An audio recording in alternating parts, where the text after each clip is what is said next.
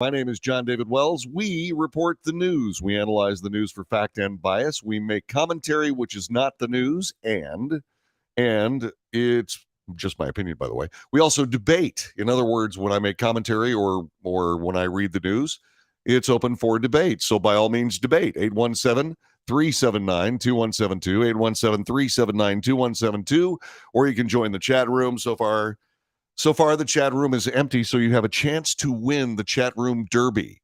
I always make sure that the person who jumps in first on the chat room is recognized. It doesn't mean anything, but what the heck. Yesterday was our first foray back on the air. It happened at noon and ran until 3 p.m. Today, this is essentially the new time home of the Wells Report. It's going to be from 9 until 11 Central Time. From time to time, we'll go all the way to noon. But the basic template is going to be a 2-hour show beginning at 9 a.m. Central Time. Michelle Larrabee wins the chat room derby today. Michelle, thanks for joining us. Good to have you here. So like I said, yesterday was the first foray back. It had been 2 months since I'd been on the air.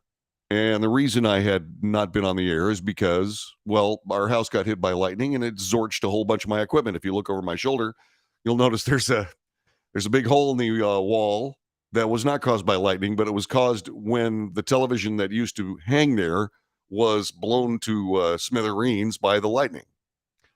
And so what we've got here is we're just sort of ambling along, but I was able to, thanks to Dirk Steele of Steel Boy Production in Denver and David Klan from Broadcast Tool and Die.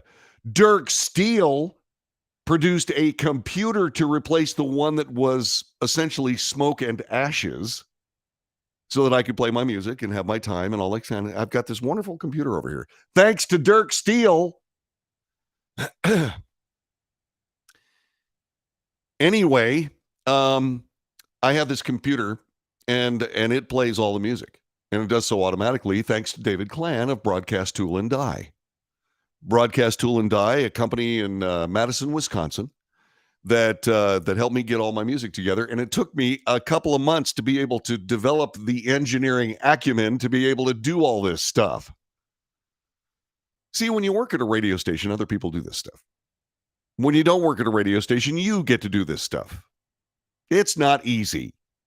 Okay, I have always helped the engineers build studios and so on and so forth, but I have never done one on my own. And it's a pain in the... I am telling you, it's really hard. It's a lot harder than you think because you got to get everything out of the studio. And then you got to paint it. And then you got to put stuff back in the studio, like the furniture. And then you've got to put lighting up, and you've got to light the studio. And then you have to run wires. And then you have to set up it's a never, and usually a whole bunch of people, including volunteers like me, show up and help out. But I am a lonely man cast adrift into the vast miasma of what is an uncaring world when it comes to my studio. I mean, Dirk, for example, lives in Denver. David lives in Madison, Wisconsin. Nobody's going to come here and help me build this thing. Anyway, I've managed to drag myself through the process of getting the show back on the air, and I sincerely appreciate it. Now, there's another little issue here. There are a lot of people around the country that listen to the broadcast courtesy of the wonderful people who make it possible. For example, Oklahoma Department of Transportation, ODOT. So I was on yesterday, but I forgot to, I didn't forget. Yes, I forgot and neglected to tell Kelly Lyons, who is a staunch advocate of the Wells Report, that I was going to be on the air. And she found out after the show was over, and there was much annoyance and clenching of teeth and certain vernacular that cannot be repeated on this broadcast at this time. Some other time might be. Anyway, but the simple case of the matter is, yes, the show was on yesterday. It was not Kelly's fault. I did what was called kind of a soft opening because I didn't know whether everything was going to work, but now I know everything's going to work. Life is good. Thanks to Dirk Steele from Steel Boy Productions in Denver and David Klan from Madison, Wisconsin, Broadcast Tool and Die. All right. There you go. I swear that sooner or later we're going to be able to jump on this broadcast and we are just going to start talking about the news. But since this is the first couple of days back from a 2-month hiatus because lightning hates us, well, here we go. All right. So Donald Trump is in the news. And there are a couple of pieces of information here, a couple of pieces of journalism, quote unquote journalism, that you need to be aware of. So in USA Today, it talks like this. Donald Trump has indicated he believes the New York indictments are just beginning, and that's why he's bracing his supporters for the distinct possibility of more changes in more cases in the coming months. More charges, rather, in more cases. In interviews, social media posts, public comments, Trump suggests he will be charged in investigations involving 2020 election protests and classified documents, and responds by attacking the prosecutors and the criminal justice system itself. What they're doing is weaponizing the system, said Trump. And this was on Fox News with Tucker Carlson. Carlson said, quote, they're trying to prevent you from making it to the general election by tying you up in lawsuits and charging you with crimes, unquote. Trump agreed and called it the old Soviet process. Trump also denied that he would exit the presidential race regardless of what charges come his way, even if he's convicted in the New York case. No, I'd never drop out. That's not my thing. In interviews, social media posts, public comments, Trump is preparing supporters and voters for the prospect of future indictments in cases involving classified documents and efforts to overturn the 2020 election. His preferred approach: attack the prosecutors, attack the Democrats, attack the cases. All right. So this is USA Today. All right. USA Today is biased left strongly. So what you have here is you have an expected anti-Trump bias from USA Today. They're very cynical. They're saying, my God, what he's doing is he's talking about these possible charges coming up in an effort to prepare his supporters. That's all he's doing it for. He's just trying to prepare his supporters so that they're brainwashed before they have to make a decision in the ballot box. Okay, that's cynicism is part and parcel of the coverage that Donald Trump typically receives from the mainstream or legacy media. That's what you can expect. That's what happens. But there are a couple of things in here that also strikes to our mission on this broadcast to point out not just facts, but bias. Let's go back to the news article and let me tell you a little bit about this here. Donald Trump indicated he believes New York indictments are just the beginning. He is bracing his supporters, that's the cynicism I'm talking about, for the distinct possibility of more charges.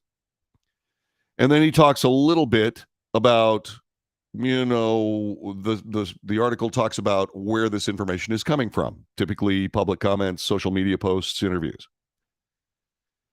And then they say, in the second paragraph, he responds by attacking prosecutors and the criminal justice system itself. Now, this is part and parcel of what we've learned about the political process in the United States. As we come to this conversation, attacks on the criminal justice system are pervasive around the country. George Soros-funded prosecutors attack the justice system itself. What they decide is that the problem is not the criminals.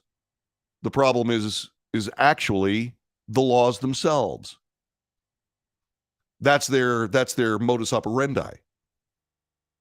So they attack the justice system, but because this is in fashion, apparently, and because the leftist media has no problem whatsoever supporting leftist causes, it's not talked about as being some sort of huge, terrible societal menace.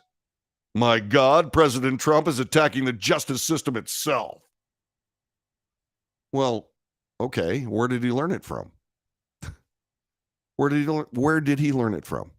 Okay, let's go back. Then Tucker Carlson, in an interview, says what they're doing, he tells Tucker Carlson that they're weaponizing the system. Carlson then said they're trying to prevent you from making it to the general election by tying you up in lawsuits and charging you with crimes. And then Trump called it the old Soviet process, which it is. It is the old Soviet process. And why? Why is it the old Soviet process? Because the left in America are run by old Soviets. That's why. This nation stands at the brink of the totalitarian abyss. And there's no argument against it. We can see it plainly with our own eyes. The Bill of Rights of the United States has been under attack for decades. They started with the Second Amendment that provides us protection against a tyrannical government. Then they started against the First Amendment, specifically religious freedom. Religious freedom is not something that actually exists. My God. Religious freedom. No, you can have religious freedom, the freedom to worship, not the freedom to practice. You can go to church, but you can't actually practice your religion. Oh, really? And then the free media, also a part of the First Amendment, well, they turned in their American cards years and years and years ago. They're simply a stenography service for the American left.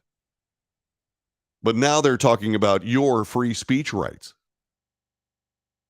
You don't get to say anything you want. You get to say anything they want. And if you don't, you get canceled. The Fourth Amendment was gone decades ago. We live in a surveillance society, and it's horrifying. And now with President Trump under these charges, the Fifth Amendment and Sixth Amendment gone. This is the Wells Report. My name is John David Wells. We report the news. We analyze the news for fact and bias. We make commentary. And we debate. What are your thoughts? Share them with me. Go to the chat room on Facebook, YouTube, Twitter, and Twitch. Call me on the telephone at 817-379-2172. 817-379-2172. And so what we have here is we have USA Today in a biased, cynical piece against Donald Trump discussing all manner of horrible things and attributing them to the former president of the United States. Is anybody else doing it? Yeah. We'll get to that in a minute. This is the Wells Report. We'll be back right after this.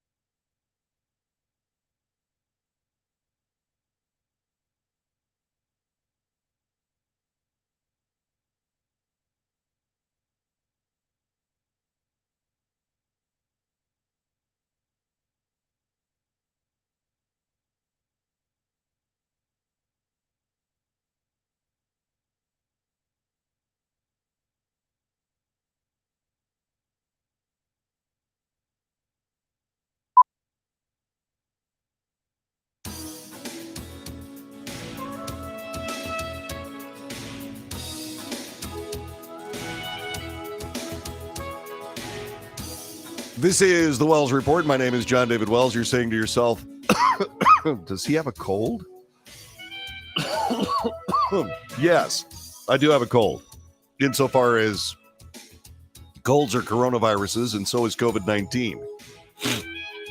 So I tested positive for COVID-19 yesterday.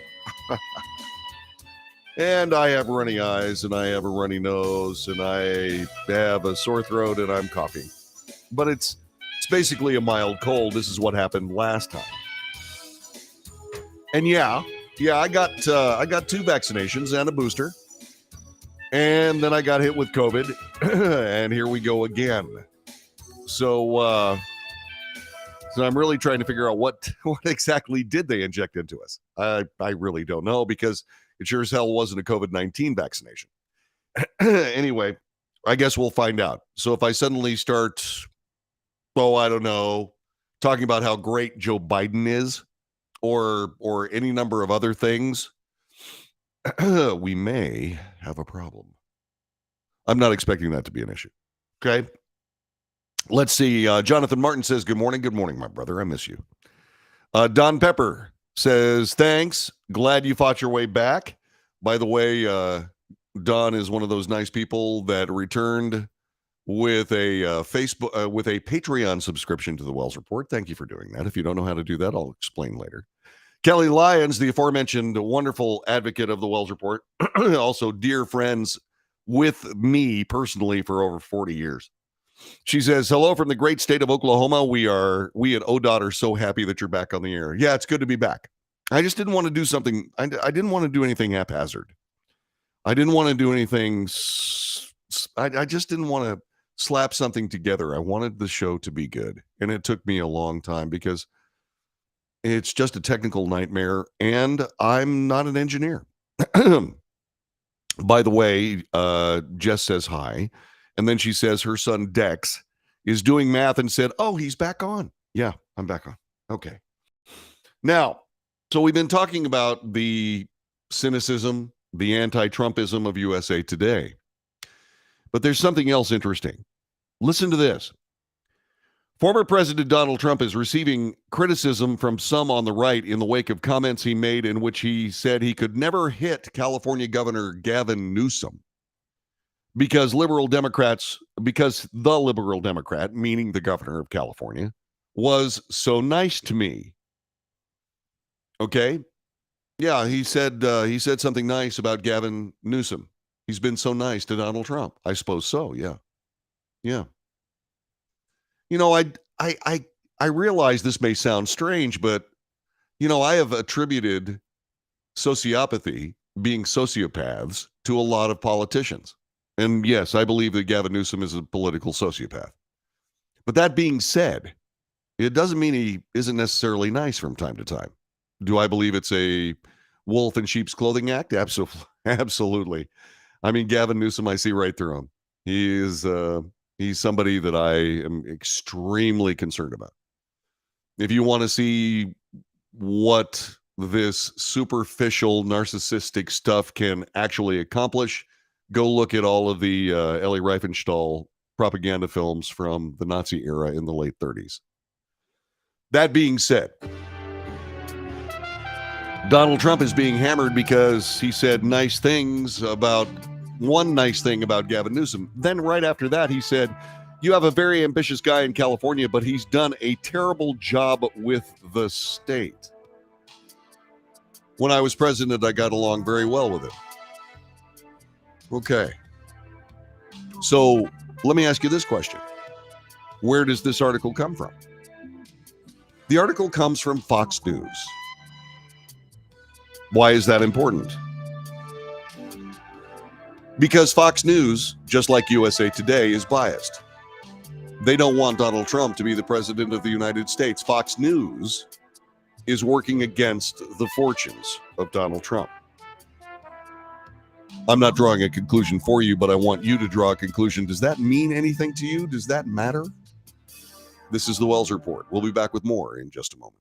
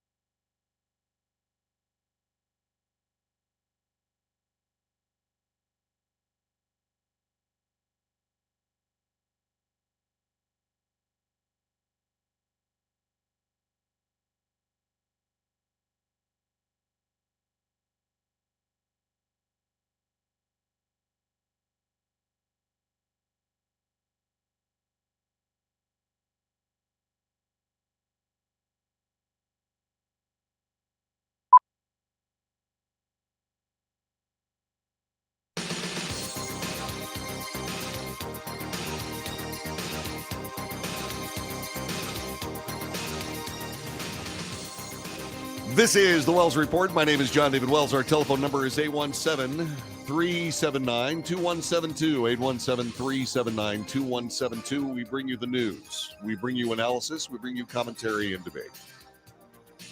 In 1995, something called a CFL, which was, strangely enough, not the Canadian Football League, but instead something referred to as a compact fluorescent lamp, began to invade the United States.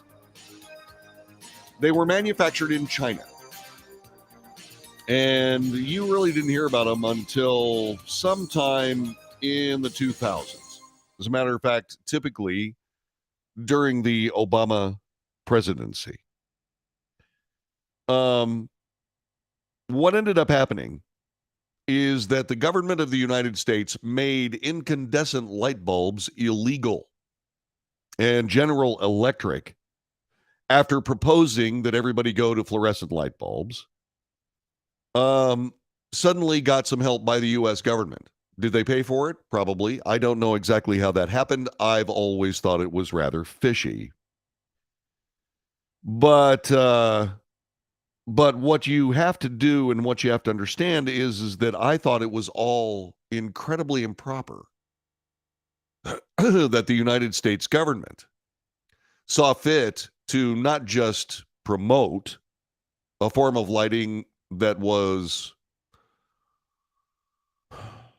shall we say, far more dangerous to people in the United States than incandescent lights, and that they would then pass a law to make incandescent lights illegal. It didn't last long.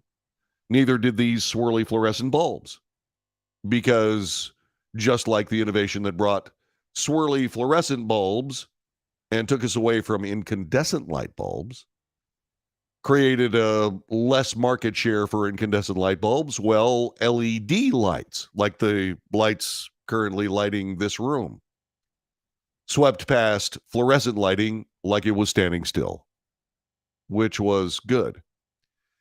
I don't know exactly what happened to the incandescent light bulb bill, but the law, rather, but you can buy incandescent light bulbs now. And it was wholly improper that the government of the United States interfered with the United States marketplace. By the way, just as a small afterthought, mercury vapor makes fluorescent lights work. Incandescent lights are made to work by argon. Argon is an inert gas that exists in the natural atmosphere, but as a very small trace. What it does is it keeps the filament in the light bulb from oxidizing, based on the fact that it is being shown a great deal of electric power. And if indeed if it was in, say, for example, an oxygenated atmosphere, what would end up happening is that oxygen would immediately catch fire, burn up the filament, and that would be the end of the light bulb, which is why these bulbs are filled with argon. Mercury vapor is ferociously dangerous and poisonous. Argon is not. Sure, if you walk into, say, for example, a room filled with argon, you will have problems until you die. Same thing with nitrogen, same thing with chlorine, same thing with everything else that is not oxygen. If you walk into a non-oxygen environment, you're going to die. So the idea that, say, for example, argon was more dangerous than mercury vapor, well, mercury vapor leads to what's known as a hazmat spill zone when you break one of these suckers. Did that matter to you? No. Is it a trace amount of mercury vapor? Yes. But if it gets into your system, it will mangle you. And they're sure as hell more dangerous, on an order of magnitude or more, than incandescent light bulbs. But the government pushed it through anyway. They just pushed it through. Now what we have is the government of the United States pushing another electric product. Let's talk about it. President Joe Biden's administration yesterday proposed historically tougher greenhouse gas emission standards for cars and trucks sold in the U.S. The government then said it could lead to electric vehicles accounting for as much as 67% of all new sales in less than a decade. If that comes to pass, it would signal a remarkable transition in the American automobile market, given that electric vehicles account for 6% of new sales. Though that was a substantial increase, polls have shown that many consumers are not sold on making the switch, with concerns about range and the upfront cost of electric vehicles, which is much more than many gasoline-powered models. Biden administration officials said that if automakers embrace electric vehicles as the key way toward the future, and many already have, General Motors, for example, which was bailed out by the government during the Obama administration, is now nothing more than a filial serf for that same government that saved its can. Many of us who used to live in Detroit and used to watch the meanderings of General Motors said even 30 or 40 years ago that General Motors should go bankrupt, that there should be a Chevrolet Motor Company, there should be a Cadillac Motor Company, there should be GMC. All these should be standalone companies because General Motors is a joke and always has been. At least in the latter half of the latter part of the 20th century and certainly into the 21st. So the government of the United States bails out General Electric. General Electric says, by golly, we're going to play this political game to the hilt. How could they say no? So electric vehicles don't work. They're dangerous as hell. They're toxic. And guess where the batteries come from? That's right. China. They come from China. So let's see, the CFLs, the fluorescent light bulbs came from China. And the United States passed a law to make sure that Chinese bulbs were in everybody's house in the United States by making incandescent lights illegal. Now we have a Chinese industry, basically lithium batteries, powering a generation of electric cars that are being, shall we say, regulated into some form of existence by a government that's playing games with the United States market. Is that okay with you? Telephone number 817-379-2172, 817-379-2172. So if automakers embrace electric vehicles as the key way toward the future, they project that under newly proposed standards, those cars and trucks would account for 67% of new light-duty vehicle sales and 46% of new medium vehicle sales in the model year of 2032. It's not the business of the government of the United States, in my opinion, to dictate how my car is going to be powered. One of the things about an electric vehicle, you can turn the damn thing off. And I'm not talking about you. I'm not talking about you, the owner. I'm talking about the manufacturer and the government. GM is in bed with the United States government, but then again, you know, General Motors is very likely the biggest industrial prostitute in the history of the United States, insofar as the government of the United States saved that company from the bankruptcy it has so richly deserved and has tried to engineer for itself for decades. So now we find ourselves in a position, nobody wants electric cars. Now, there are advantages to electric cars. I'm fond of saying that nothing in the universe is without balance. Electric cars are fast. Okay? They are fast. They have instant horsepower at virtually every range in the actual mechanical process. They're fast. I was watching Teslas run down a drag strip in the 12s. It cost me about $25,000 to get my Mustang to go into the 12s. It did. And you know what? There was a lot more going on in my Mustang than was going on in those Teslas.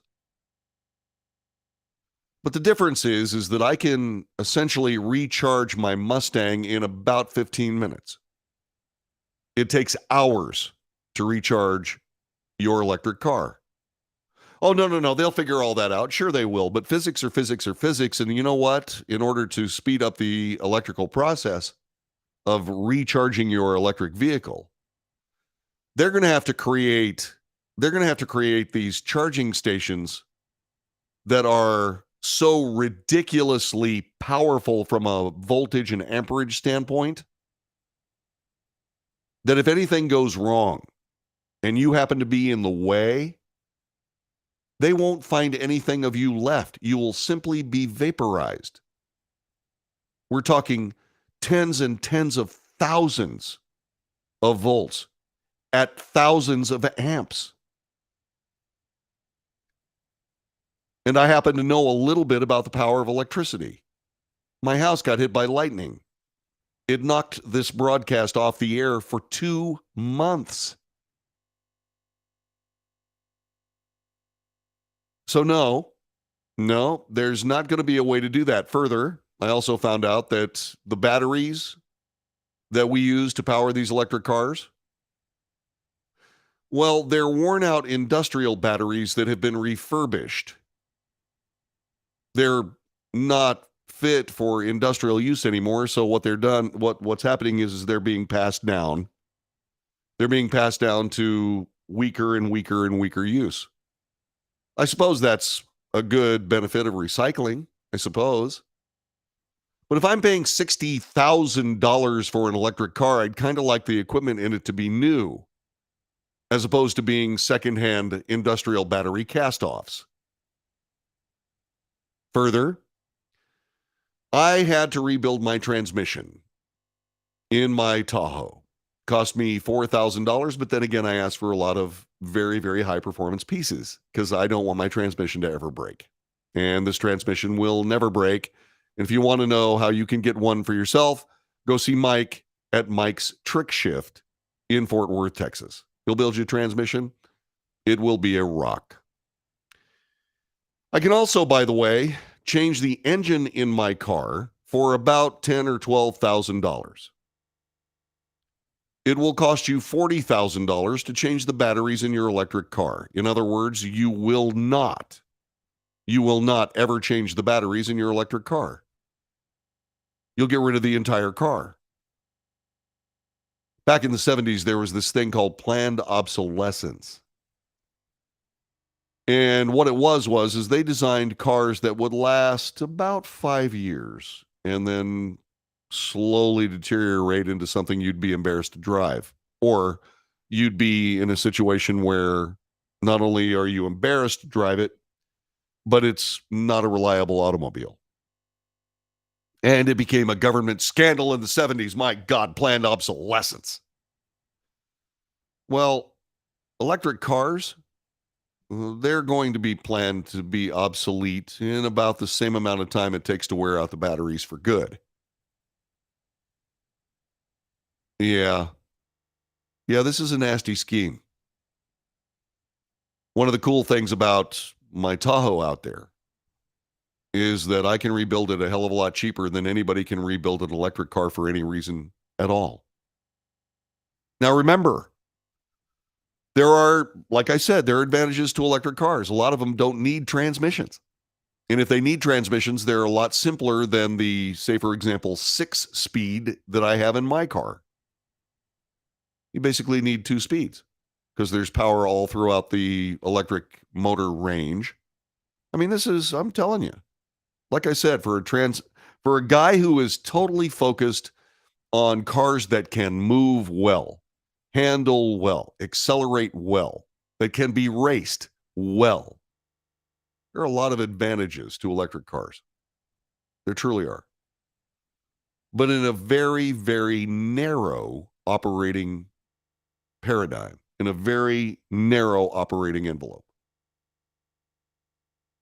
And the car in your driveway right now, the car in your driveway right this minute is so superior to electric vehicles in every possible way, including pollution, by the way.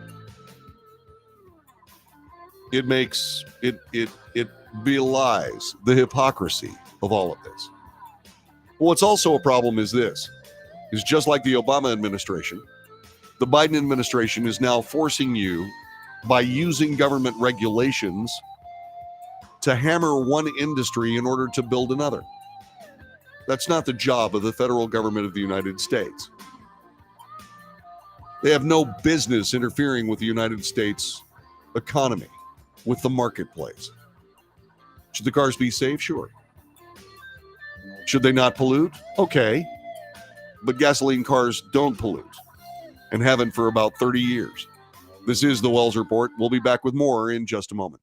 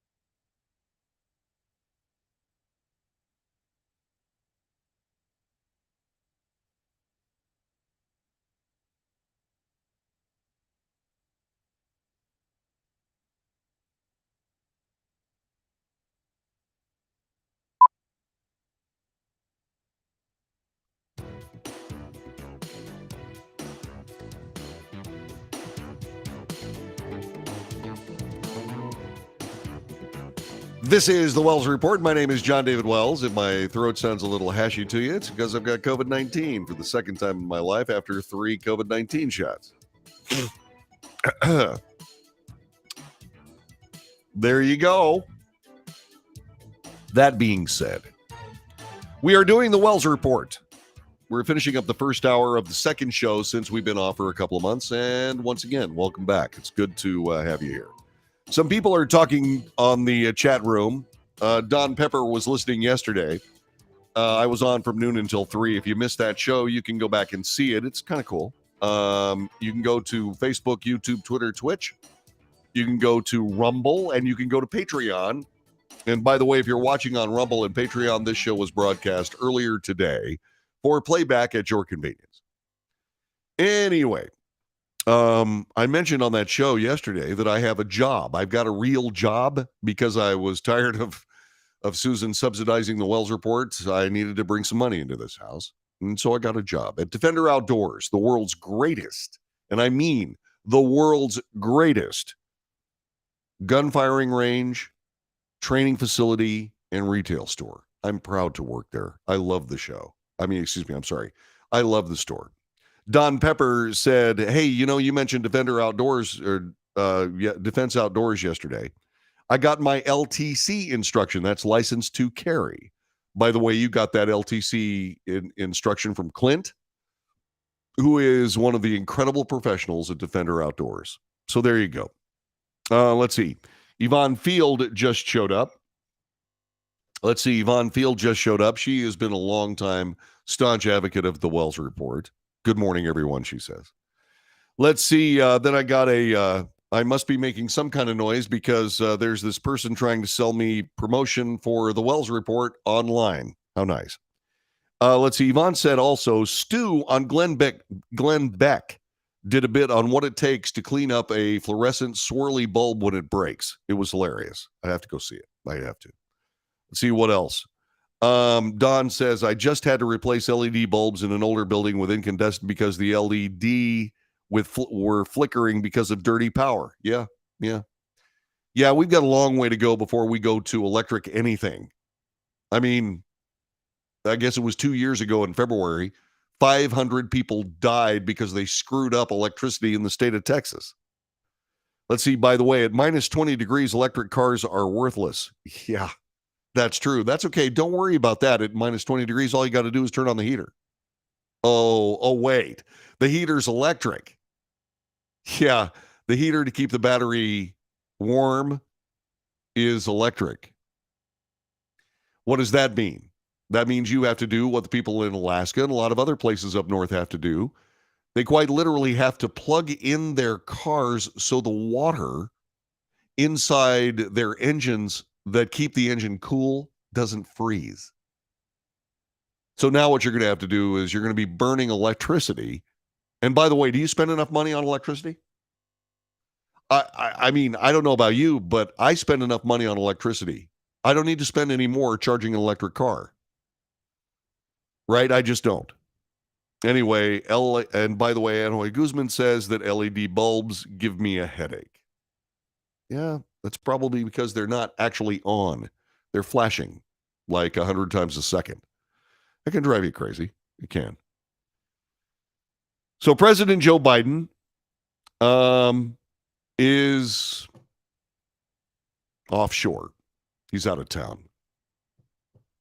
And Joe Biden speaks proudly of his not just familial roots, but his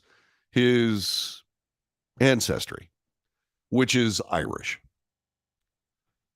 He made a gaffe in an Irish pub yesterday. He was paying tribute to his cousin, Rob Kearney, who is a famous rugby player whose Irish squad defeated the dominant All Blacks team from New Zealand in 2016. But instead of referring to the All Blacks, which is the name of the team from New Zealand, he called the New Zealand team the Black and Tans. Why is that a big deal? Well, it's a big deal because that was the pejorative name given to British thugs that fought the Irish Republican Army. Black and Tans. He was a hell of a rugby player, said the president, and he beat the hell out of the Black and Tans. He said near the end of his remarks at the Windsor Bar and Restaurant in Dundalk, Ireland. The mistake spoiled a delicate balance that Biden has been trying to strike by soaking his Irish ancestry, but staying out of the historical political grudges between the British of the South and the Irish of the North. In a separate mishap, not one of his own doing, Northern Ireland police lost a document containing sensitive information related to President Biden's security in Belfast. Yeah. The White House later corrected the Black and Tans error in the official transcript of the president's remarks. Amanda Sloat, the National Security Council's deputy director for Europe, said that President Biden's message was clear. By the way, just in case you don't know, this happens to Irish presidents a lot. President Kennedy, when he went to Germany and made his famous speech in front of the Brandenburg Gate, said, "Ich bin ein Berliner." And everybody cheered, except for the ones that were laughing. Why? Because in Germany, a Berliner is a kind of donut. So the president looked at everybody and said, "I am a donut." But everybody got the word. Everybody understood. This is the Wells Report. That's hour number one. Back with more in just a moment. Ich bin ein Berliner. So anyway, that being said, I love you, and I'll be back with hour number two coming up in just a moment.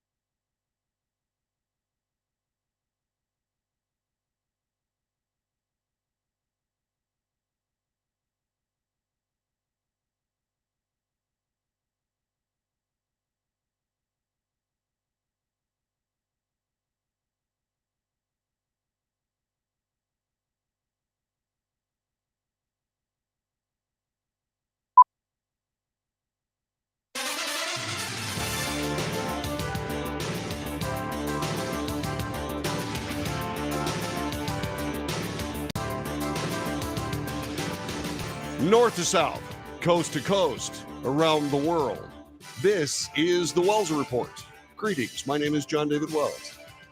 How's your Thursday? For you TGIF fans, sure happy it's Thursday. The longest work day of the week.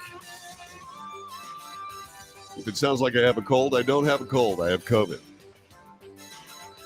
And if you on the chat room or call me on the telephone and give me gas about the fact that I'm not wearing a mask, we will have issues. I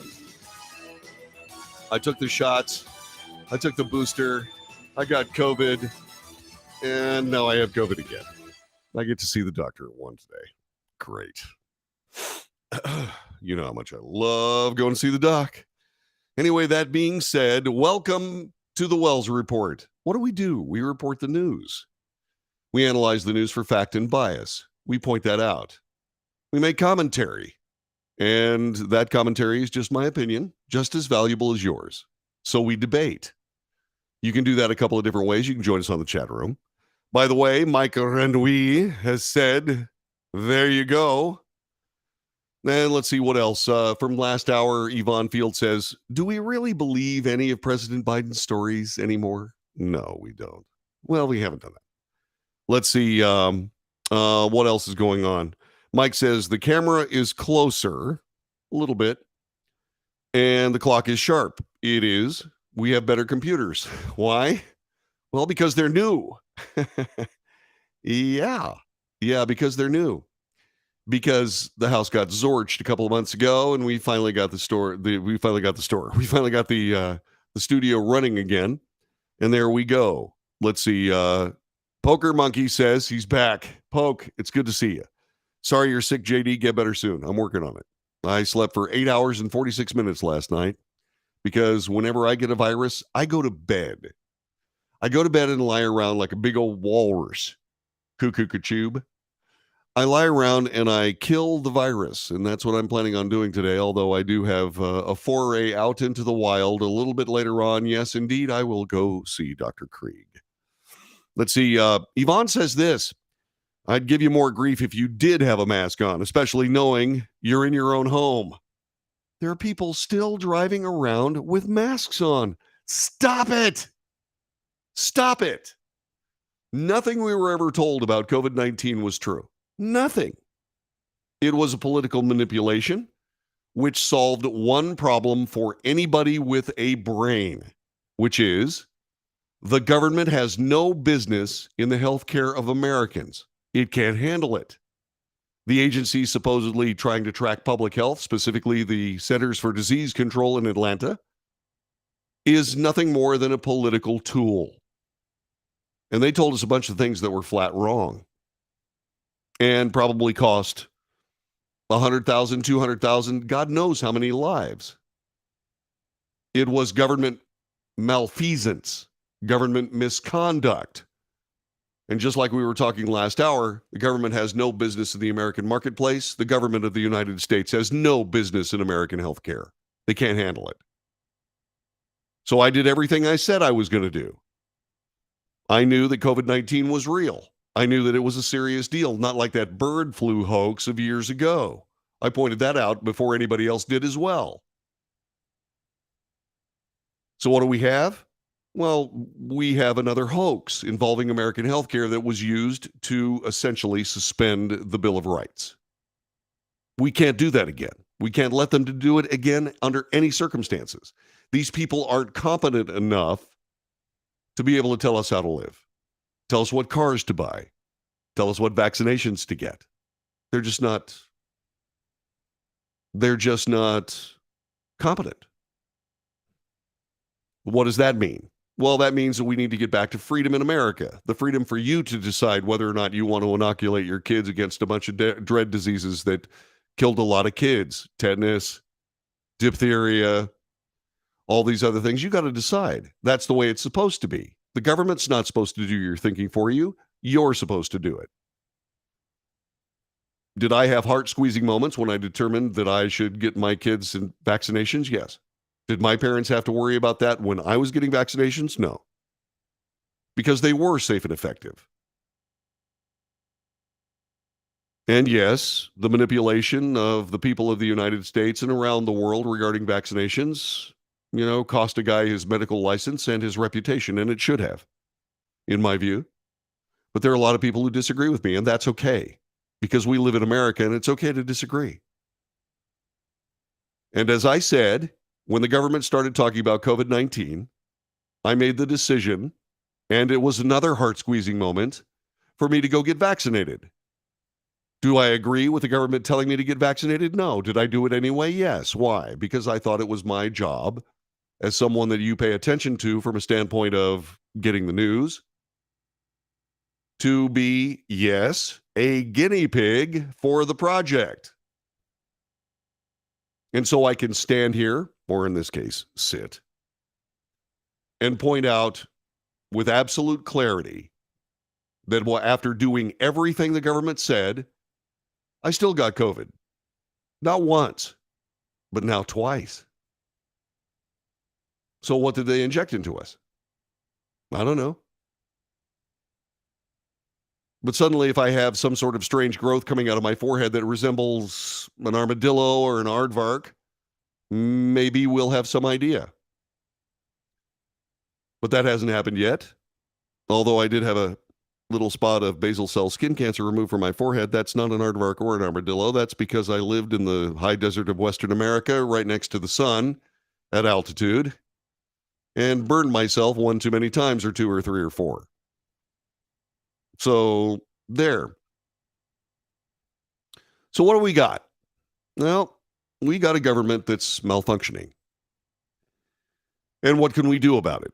Well, we can elect better people. At least we think we can elect better people, and even that is up for question these days. Then anybody who says anything against the election process is immediately stomped on by virtue of the mainstream media. Why is that a problem? Well, because the mainstream media is doing its dead level best to tear this country asunder. It is the chief source of electoral manipulation. We tried to run a president completely out of his office because of election manipulation. But the number one manipulator of the people of the United States when it comes to elections is our own media. Everybody says, my God, the president was colluding with Russia to interfere in our elections. All the while, they were interfering in our elections, and they're doing it now. The mainstream media is the dutiful serf, the lapdog of the American left that advocates for a much bigger government so it can screw up more things in our lives. Thank you? No.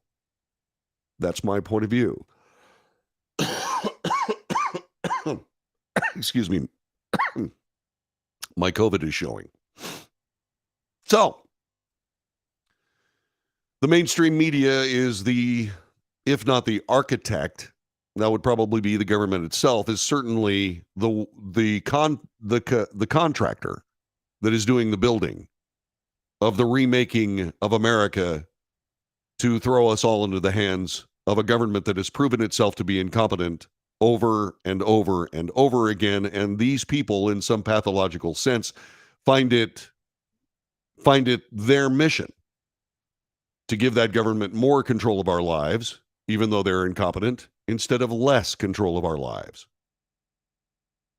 And they will do whatever is necessary to be able to bring that about, up to and including continuing to divide the people of the United States along racial, and in the case that I'm about to discuss, gender lines, even as they work to blur gender lines.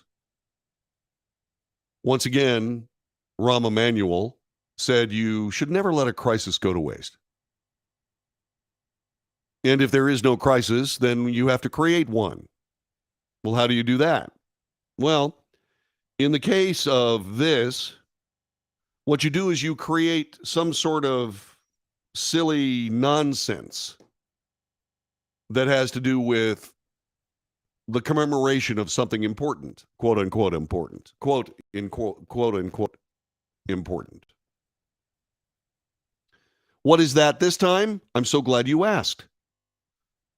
We have Black History Month. We have LGBTQ Pride Month. We have Memorial Day. Don't get me started. But do you know what week this is? You don't, do you? Well, you would if you had read USA Today. This is Black Maternal Health Week. Black Maternal Health Week. And so, as we create this pseudo remembrance week, and typical of the left, it is a remembrance of horrible things as opposed to uplifting and patriotic and pro American things. They have created this story disguised as news. It is indeed, as Donald Trump used to say, fake news. Black Maternal Health Week. What is the headline? It's not safe to be pregnant and Black in America. Quote, people aren't receiving the care they deserve. Unquote. Really? It's not safe to be pregnant and Black in America. This, by the way, is from Nada Hassanin of USA Today. Let me read you some of this. The nation is grappling with yet another year of alarming surges and widening disparities in maternal mortality. In the United States, mothers and birthing people are dying at higher rates than in other high-income countries, and these deaths are largely preventable.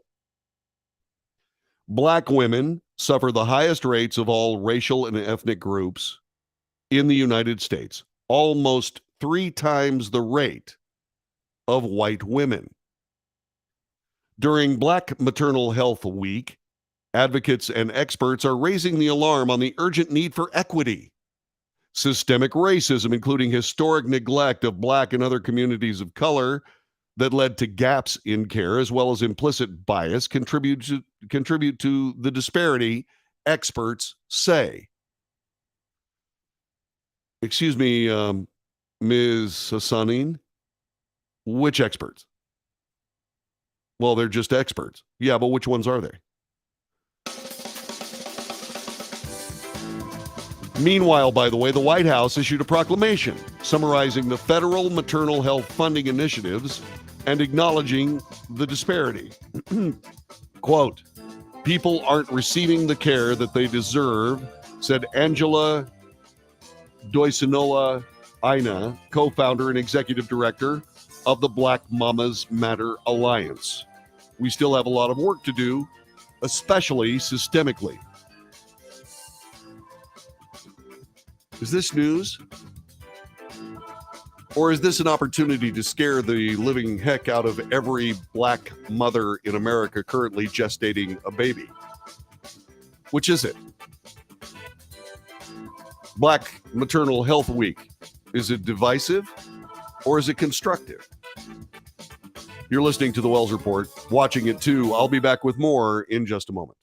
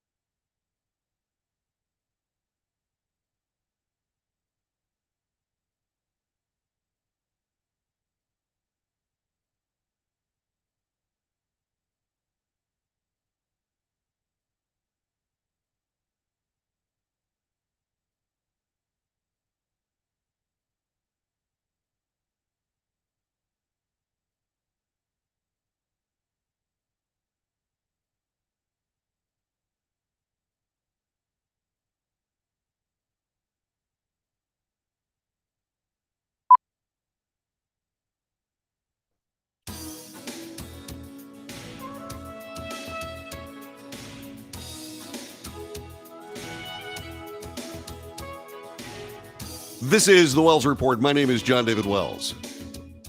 In the United States of America, up until the Telecommunications Act of 1996,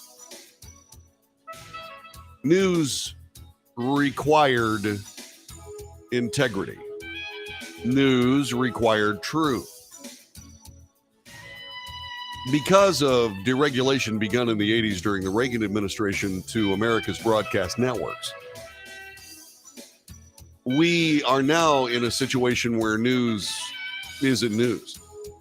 You see, one of the cool things about the United States is that truth works to the benefit of our nation. Not so much anymore. News at this point advocates for a political point of view. And in that work, like anything else that is essentially trying to sell you something,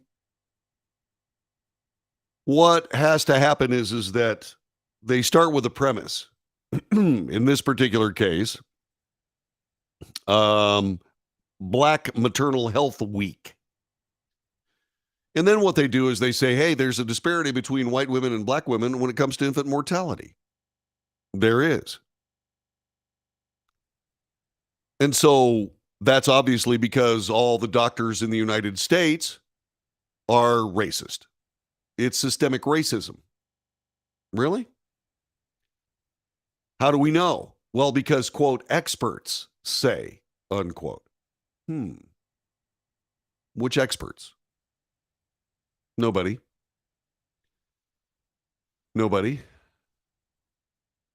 They go on in this article to say there's nothing wrong with black people. Absolutely nothing wrong with black people, and they're correct. There's nothing wrong with black people. But the idea that systemic racism is somehow responsible for the disparity in infant mortality rates in the United States is ignoring the very idea that there may be a problem that needs to get talked about. In other words, could it possibly be that there's another reason? Is there systemic racism in the United States? Yeah, it's driven by the government of the United States. It's used as a political tool. That's why there's systemic racism. Because the system demands it. And just like this, what we have to do is not only point out that there's a disparity, but we have to scare women that are on the short end of that disparity by saying things like, it's not safe to be pregnant and black in the United States. Really?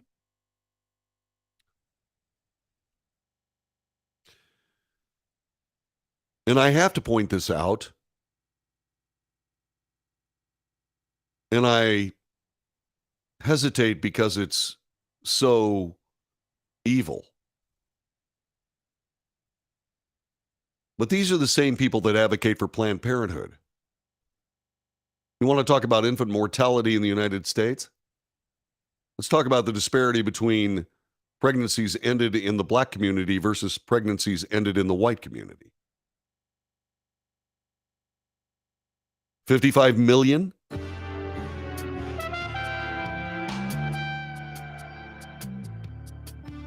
These are the same people pointing out this divisive, frightening, foisting anger on people of a different ethnic group for the sake of politics. And you know what? It's horrifying. This is not what media is supposed to be. Well, wait a minute, John David, you're talking about it. Yeah, I'm not talking about the mortality situation. I'm talking about the cynical abuse of the people of the United States by what's supposed to be a free press and most certainly is not, for the sake of politics. That's the real issue here. This is the Wells Report. My name is John David Wells. Back with more in just a moment.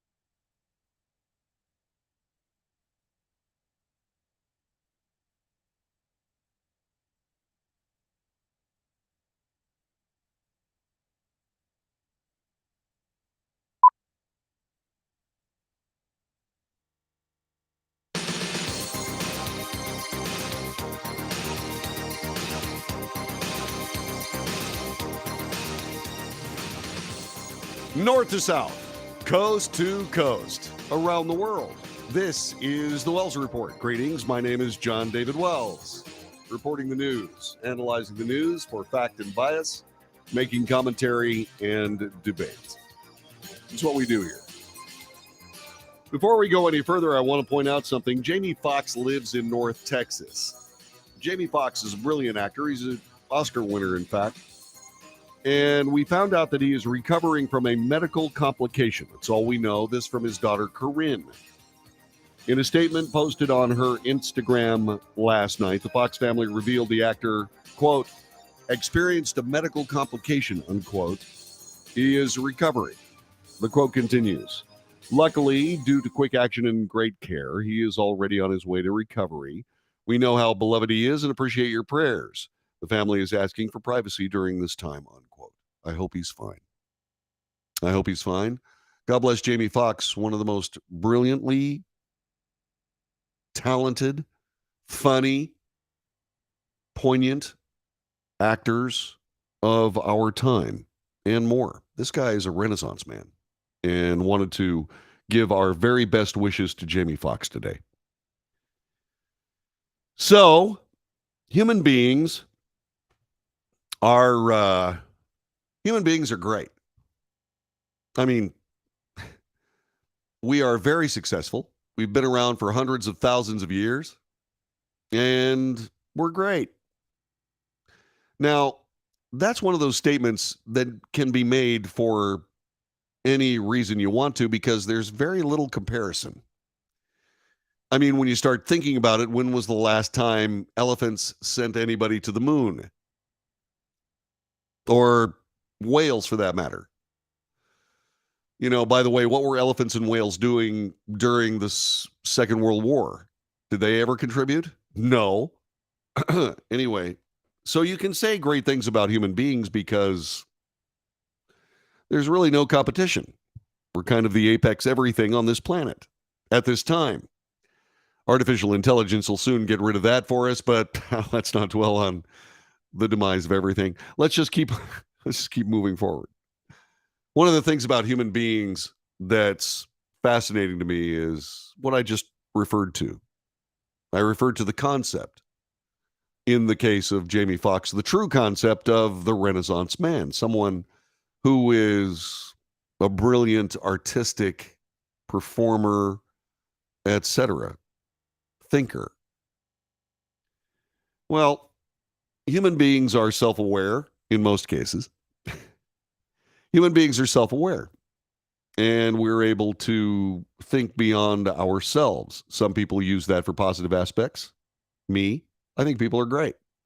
Some people use it for negative aspects. No, people are terrible. They're horrible and rotten and awful. And this planet would be a lot better off without human beings, which is also stupid. Because if there were no human beings on the planet, who would care about the planet? The answer is no one. The answer is no one. Because there would be no one. It's this pathological self-hatred of human beings involved in some people that is blatantly absurd. However, that's not everyone. It's not even the vast majority. The vast majority of people are fun, enjoyable to be in the company of. And one of the things that makes human beings fun to be in the company of is our interactions regarding interpersonal communications of all types. One of those interpersonal communications is flirting. In USA Today, under Health and Wellness, they have the headline, "Flirting is not just for single people. What kind of a flirt are you and why does it matter?" Okay. First of all, if you're flirting, the person that you are courting or what you are courting is not a person, it's disaster. Especially for males. It's perfectly okay for females to flirt with you. It is not okay for you to flirt back. I don't know why they're publishing this. This is nuts. I'll say it again. If you're flirting, you're not courting another human being, you're courting disaster. Just thought I'd put that out there. Mike says, go ahead, flirt around your spouse and see what happens.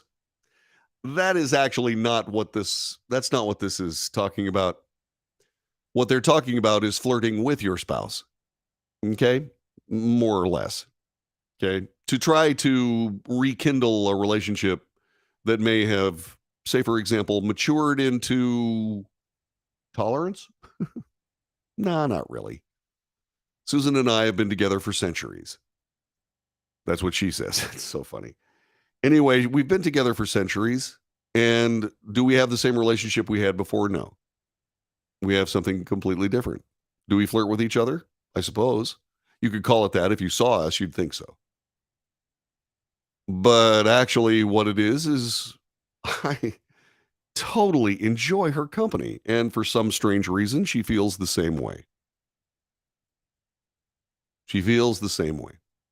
And so we joke and laugh and, okay, flirt.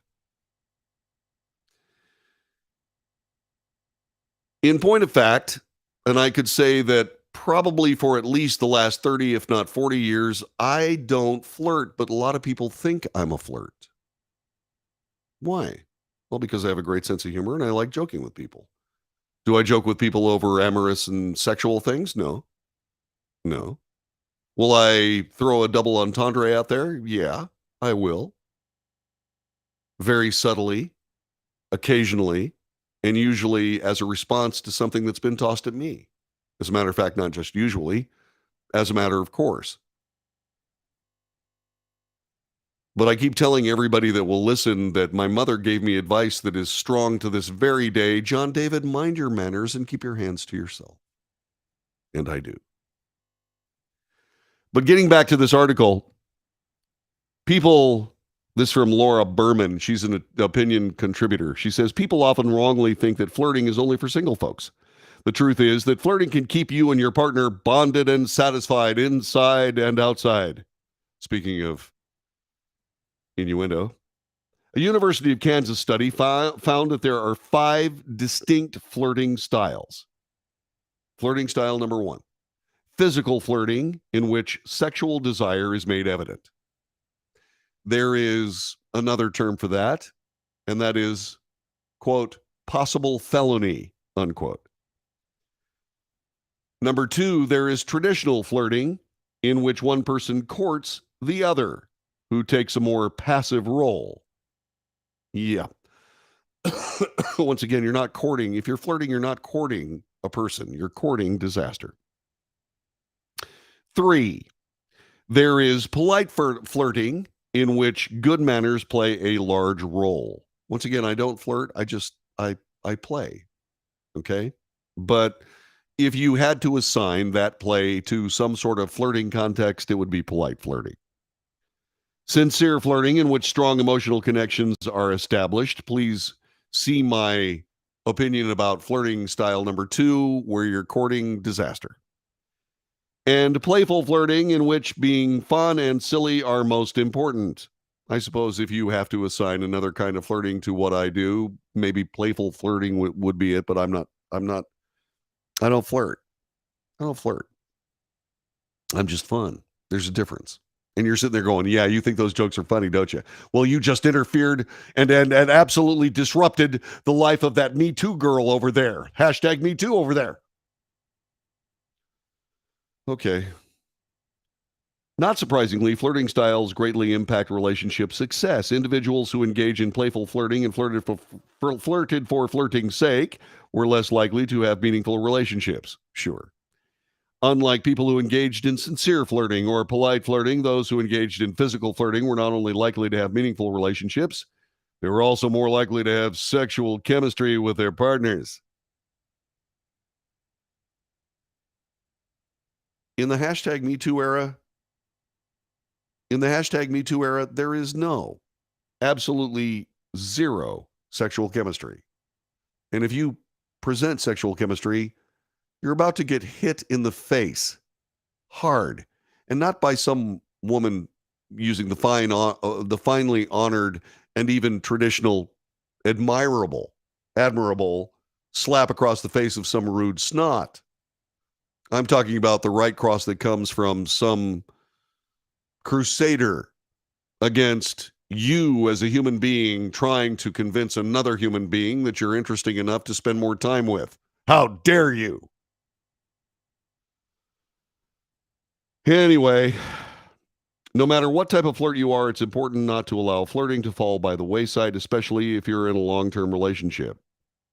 And then they talk about how to start flirting with your partner again. First, let your partner know that you want them. I can give you an example. Hey, I haven't said this in a while, but I think you're hot, Susan. Her response? What do you want for dinner?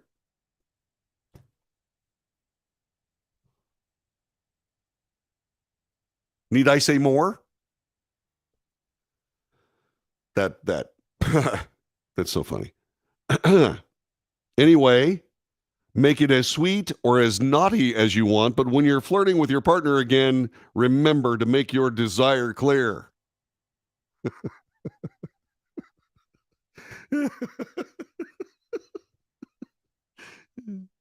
Sure. Go ahead. Ah. Here's another way to start flirting with your partner again. Treat each other like lovers, not roommates. After years of living together, it's easy to slip into the habit of wearing old sweatpants or even forgetting to shut the bathroom door. This can wreak havoc on your relationship, especially the door part, apparently. It's important to treat each other as lovers, not to slip into platonic roommate routine. Get ready for date night. Remember when you used to get butterflies before going on dates with your partner? Yeah. Take some time for yourself. Maybe even take a hot bath. Before I go anywhere, I take a hot shower, not because I'm trying to go out and flirt or because I'm trying to get myself a nice case of butterflies, but because I don't want to stink. I mean, I'm going to go to the doctor's, right? I'm going to shower before I go. Well, John David, didn't you shower this morning? Of course I showered this morning. But you're going to shower again? Uh-huh. Why? Well, because when I go to the doctor, I don't wear any, shall we say, ignoble odor masking material. In other words, I don't wear deodorant. I just smell clean. Because that's kind of what the doctor wants. He's not looking for you to, show up and I wear essential oils instead of cologne now. I just like essential oils and they're all really nice, but no thanks. Just show up showered and clean. Okay? Don't tell me why that descended into hygiene, but they did, so I did. There. Tough. Look, chances are pretty likely that if you're listening to this broadcast, you have been with your significant other for a very, very long time. And this is, I don't know. And says, you don't wear BO repellent. Not when I'm going to the doctor. No, I take a shower right before I go. Okay? But when I'm going anywhere else, yes, I wear BO repellent, especially when I'm playing drums somewhere. It's just important. Yeah. Anyway, getting back to what we're talking about here. You've been in a relationship for a long time with your significant other. There's a reason why you've been in that relationship. And it's because you like each other. You love each other. You want each other.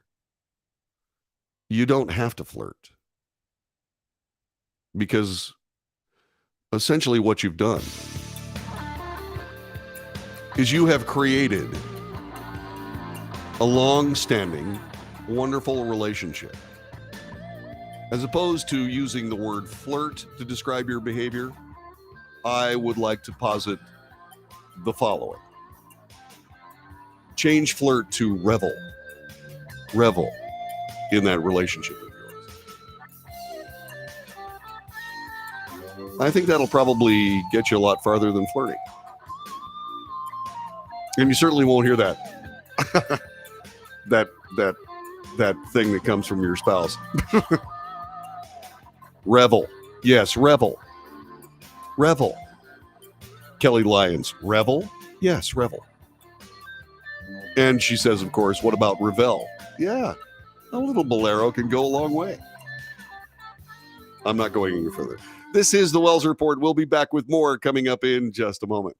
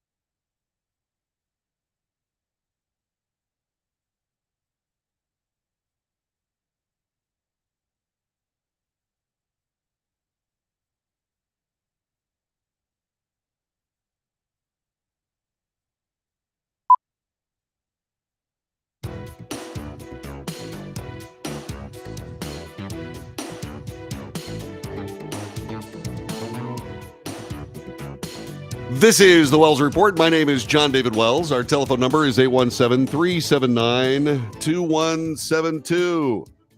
So, have you had a Budweiser lately? Grandpa's feeling a little frisky today.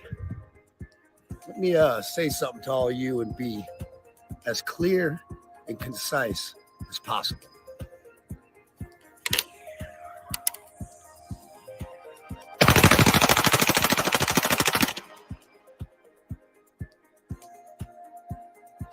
On Monday, musician Kid Rock posted a video of himself shooting cases of Bud Light with a rifle to protest the beer brand making a transgender influencer part of their advertising. At the end of the video, he said, F Bud Light and F Anheuser-Busch. Yeah, well, Why do you suppose that is? Well, it has to do with the following. They decided, the beer juggernaut, as they're referred to on Fox News, they decided to involve transgender activist Dylan Mulvaney in their advertising. What has been the outcome? Well, aside from Kid Rock using his machine gun to disabuse some Bud Light that he had on hand, it's cost Anheuser-Busch only $5 billion. As of the close of business on the stock exchanges yesterday, Anheuser-Busch fell 5.02%, lost $4.562 billion in market cap. The stock was at $66.73 per share March 31st, closed at $63.38 on Wednesday, which tells you how big Anheuser-Busch is. In other words, a share price that moved about $3.40 cost the company $5 billion. So, the New York Post spent some time talking about this. Here's what they said.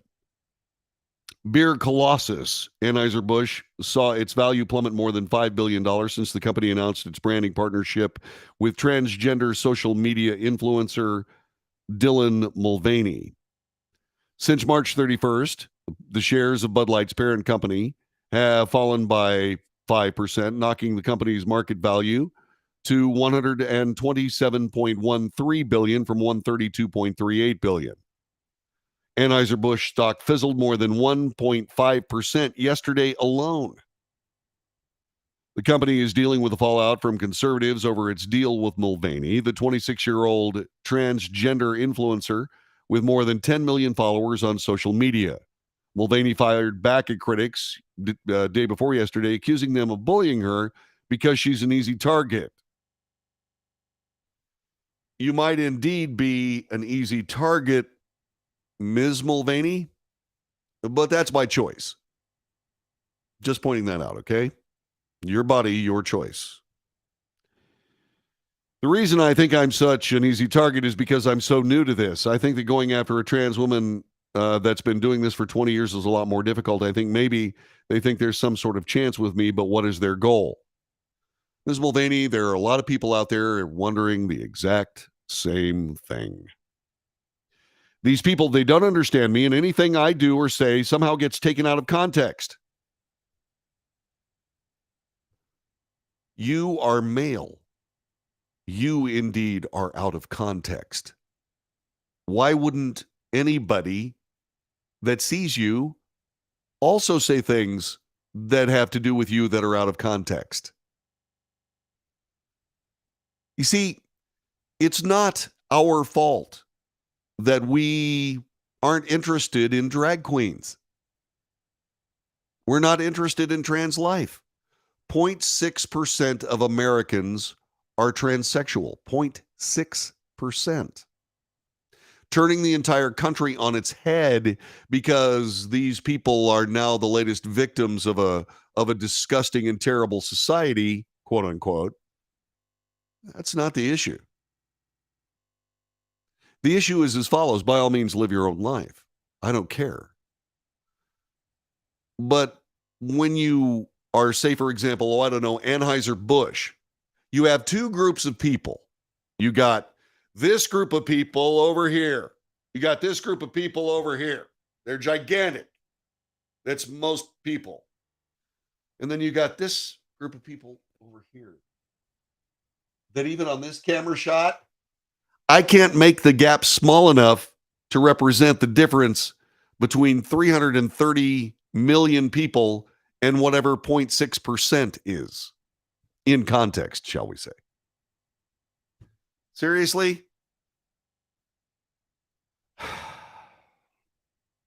So there have been all kinds of videos and so on and so forth, and I suppose that's okay. But all I can tell you is that it's cost Anheuser-Busch $5 billion. Is it going to hurt them? for a while. You know what I thought? Here's the first thing I thought of. Oops, that's not what I wanted to do. Okay, there we go. Here's the first thing I thought of. First thing I thought of is maybe I should go buy some Anheuser-Busch stock.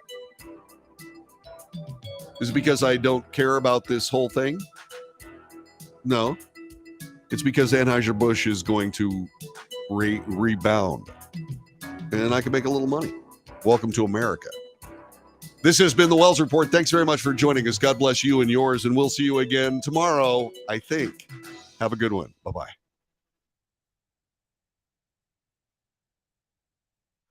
All right, beloved friends. Thank you so much. I love you. I do. Thanks very much for being a part of it, okay? Let's see. Are you kidding? Okay, I'm not going to read that. When I dig up, yeah, that's true. All right, listen, I got to go. God bless all y'all. I've got to go take a shower for the doctor. So God bless. Have yourself a great time and know that I truly am thankful that you're here.